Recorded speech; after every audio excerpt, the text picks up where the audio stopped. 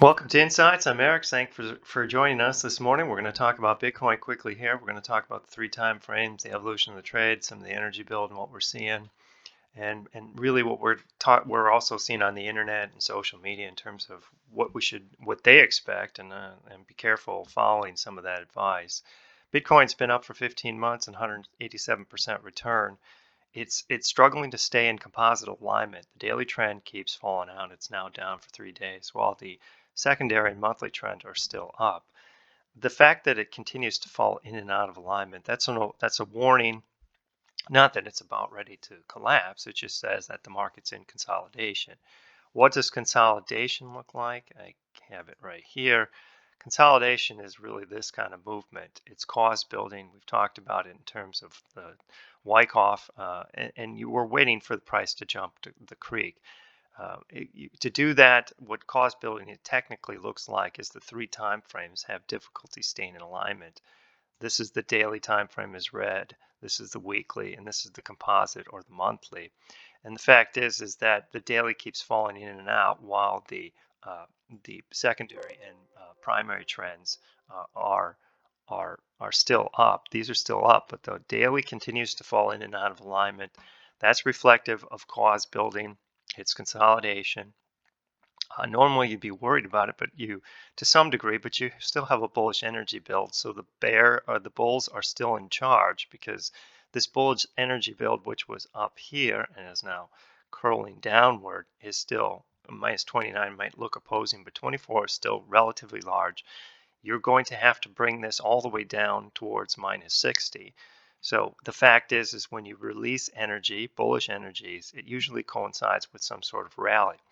If we do that and the price and the composite trend fails to jump the creek and fails to rally, it's a warning that the consolidation is a little bit deeper than that, and it's you actually have an effort to flip the trend, and that's something that we'll have to keep an eye out on.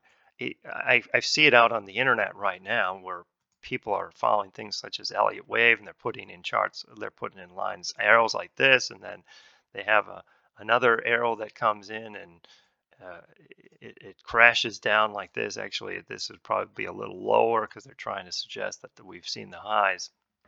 I wouldn't do that. Not so much that you're following Elliott wave, which I find the computer can't really track very well because of its subjective nature.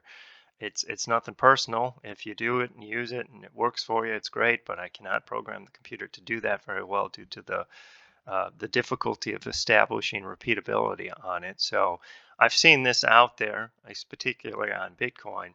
I'd caution against using that. I'd caution against influencing it. The problem is these arrows tend to override the evolution of the trade. You see those arrows in your mind. So when the market then actually turns bullish and starts to jump the creek, you ignore them for your arrows that you put in place. So try to avoid studying them in particular. In terms of Bitcoin itself, we're stuck in the middle here. We see these red lines and green lines below it. We're trying to get over them. We can study the reversals here. We're at about 36 and 0.81 on GBTC. If we stay above 36 and around 31 where the lower support is, we'll maintain cause building. We're gonna have to close above 39.4285 in order to get above the first layer of resistance and probably jump the creek, probably at least to organize the composite trend to make a run at this zone. But we're really not going to jump the creek until we get above here. It's going to require a lot of energy to do that. Do we have enough energy there?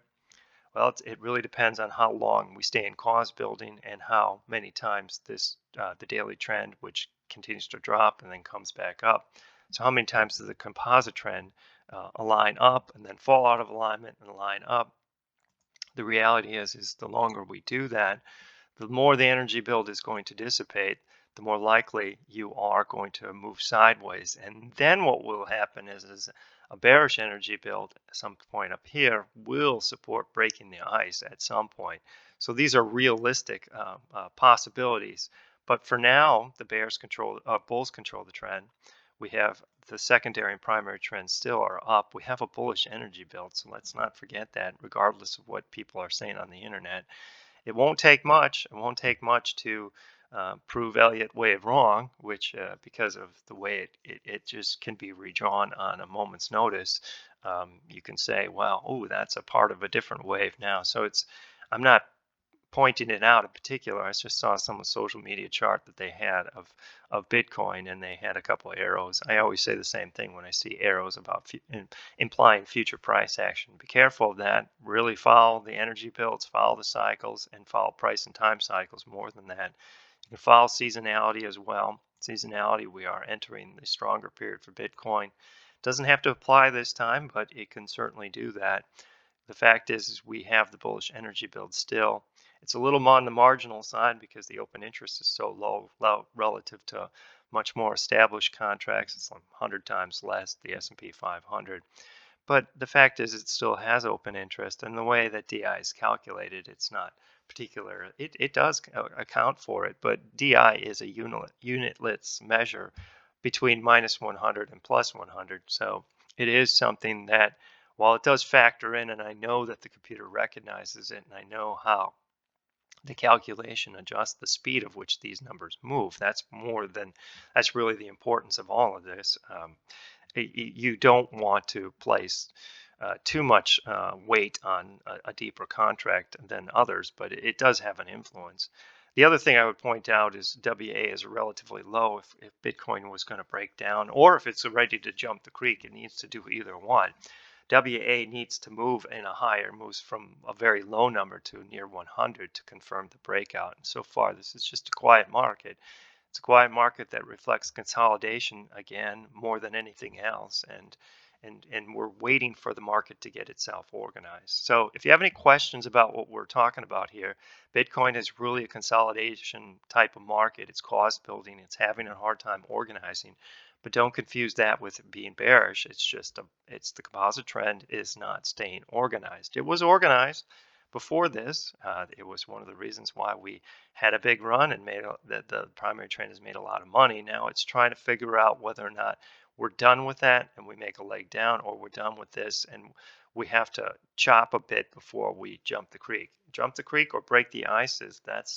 They're up in the air. Energy favors jumping the creek still, but that could change. So if you have any questions about what we talked about, let me know. Contact me back at the blog or in the website, or leave some comments under the video, whichever one you guys want to do. I know these videos don't get watched as much as the written stuff, but they are easier or better to convey some of the complex messages that are out there. I'll keep this one shorter, so thanks for watching, guys, and keep an eye on Bitcoin.